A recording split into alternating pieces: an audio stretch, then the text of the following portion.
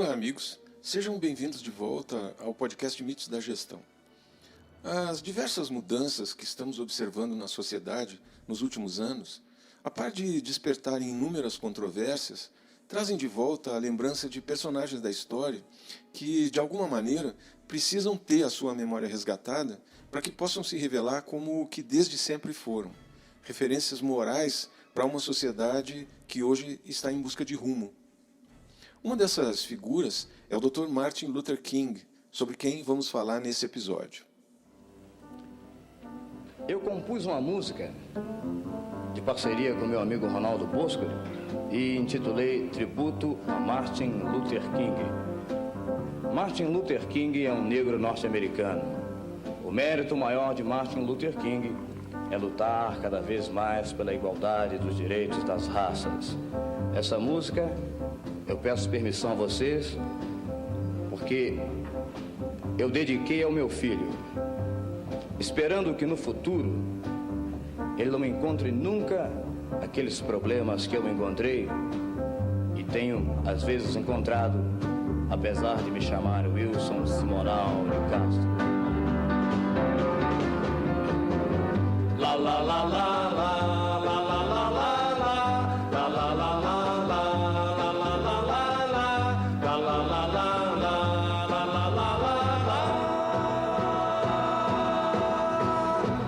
Sou negro de cor, meu irmão de minha cor. O que te peço é luta sim, luta mais. Que a luta está no fim. Em 1965, o Dr. Martin Luther King participou de uma reunião de educadores da Syracuse University, nos Estados Unidos. O seu discurso naquela universidade americana foi sobre educação, um assunto que naquela época já era a principal preocupação do movimento pelos direitos civis e do próprio Dr. King, que já era pai de 4 crianças. Ele começou o seu discurso citando uma declaração feita pelo presidente Lyndon Johnson em 2 de julho de 1965, em um discurso que havia feito na Associação Nacional de Educação. Abre aspas, não vamos parar até que cada criança nessa grande e bela terra possa ter toda a educação da mais alta qualidade que a sua ambição exige ou sua mente pode absorver. Fecha aspas. Na sua fala aos professores, o Dr. King identificou as causas de muitos dos problemas da educação e sugeriu possíveis abordagens que, na visão dele, poderiam resultar na solução do problema e honrar aquela promessa feita pelo então presidente americano. 36 anos antes, numa manhã de inverno, no dia 15 de janeiro de 1929, em Atlanta, na Geórgia, nascia Martin Luther King Jr., o primogênito dos King. Ninguém naquela família pensava que 36 anos depois, Martin Luther King Jr. pudesse chamar a atenção de um renomado grupo de educadores como aqueles que se reuniram na universidade apenas para ouvi-lo. Martin Luther King Sr. foi um dos 10 filhos de James Albert King, que era meeiro de uma plantação em Stockbridge, a cerca de 30 quilômetros de Atlanta. Na época do nascimento de Martin Luther King Jr., o pai tinha deixado o trabalho em uma plantação para aos 16 anos começar a trabalhar em uma indústria e, com um trabalho duro, conseguir concluir o ensino médio e obter um diploma na escola. A mãe de Martin Jr., Alberta, frequentou o seminário Spelman e o Instituto Hampton. Ela era filha de Adam Daniel Williams, pastor da Igreja Batista Ebenezer.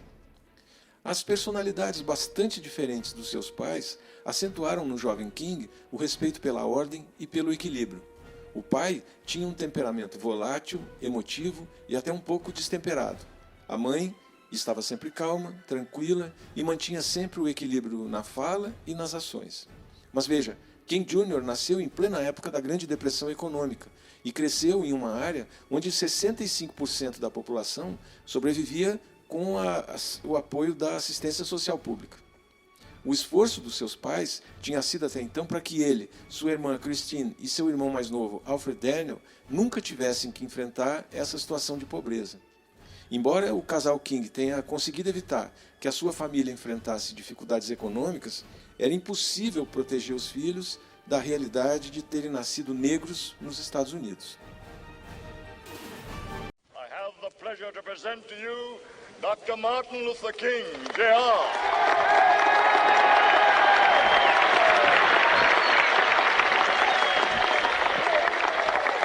I am happy to join with you today in what will go down in history as the greatest demonstration for freedom in the history of our nation.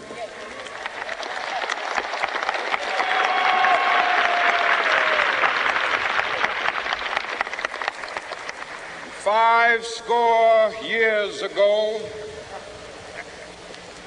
a great American in whose symbolic shadow we stand today signed the Emancipation Proclamation.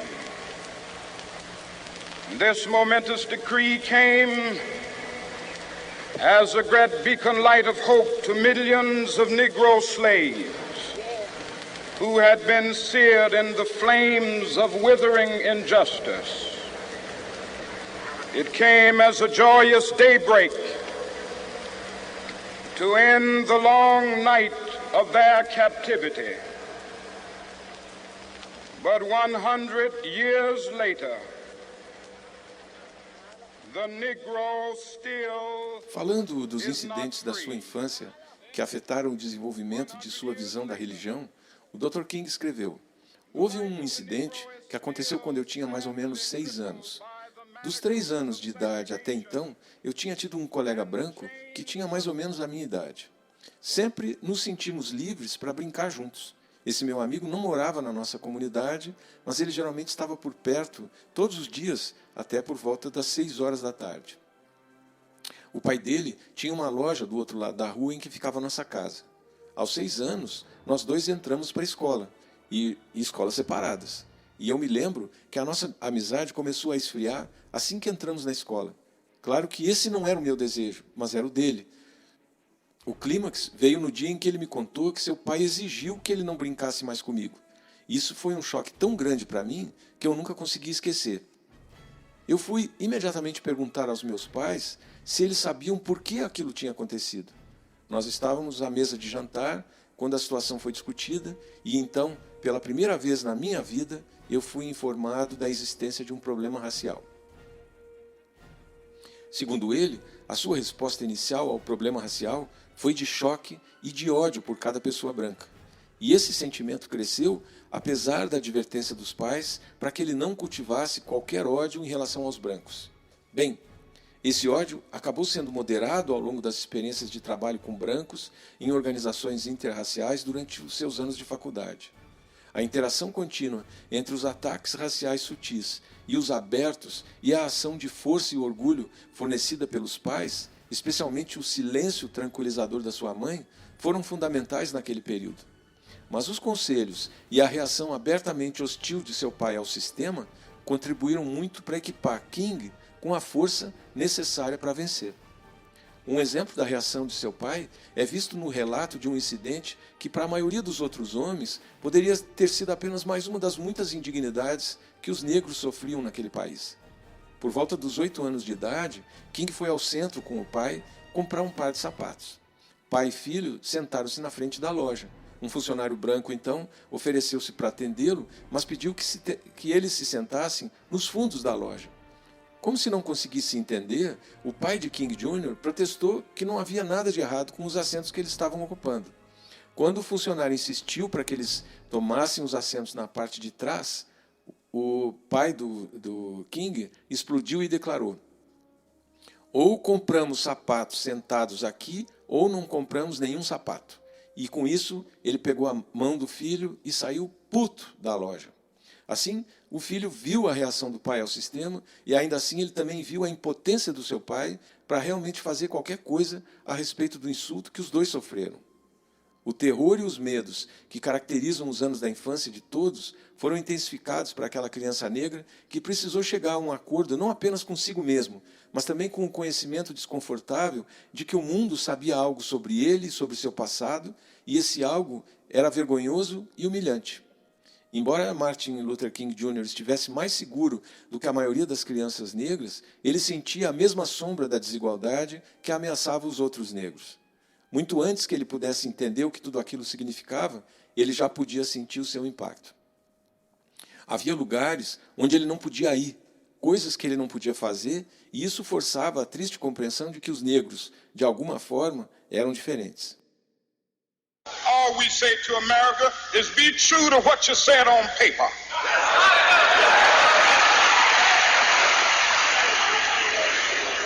If I lived in China or even Russia or any totalitarian country, maybe I could understand some of these illegal injunctions.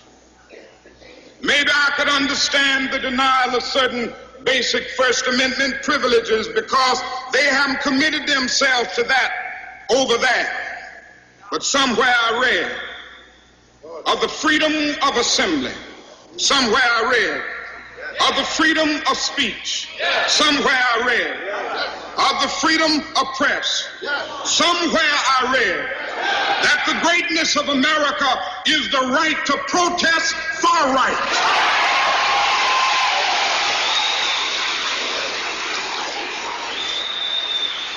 And so just as I say we aren't going to let any dogs or water hoses turn us around, we aren't going to let any injunction turn us around.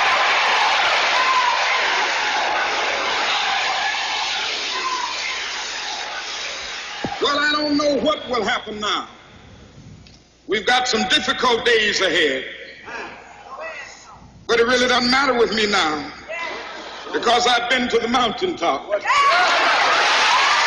I don't mind. Like anybody, I would like to live a long life. Longevity has its place. But I'm not concerned about that now. I just want to do God's will. And He's allowed me to go up to the mountain. And I've looked over and I've seen the promised land. I may not get there with you, but I want you to know tonight that we as a people will get to the promised land.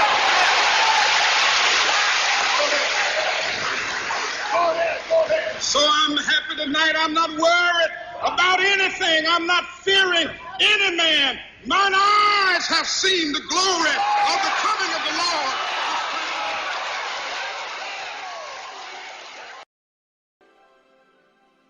Olha, Martin Luther King Jr. foi um dos grandes ativistas da mudança social não violenta do século XX.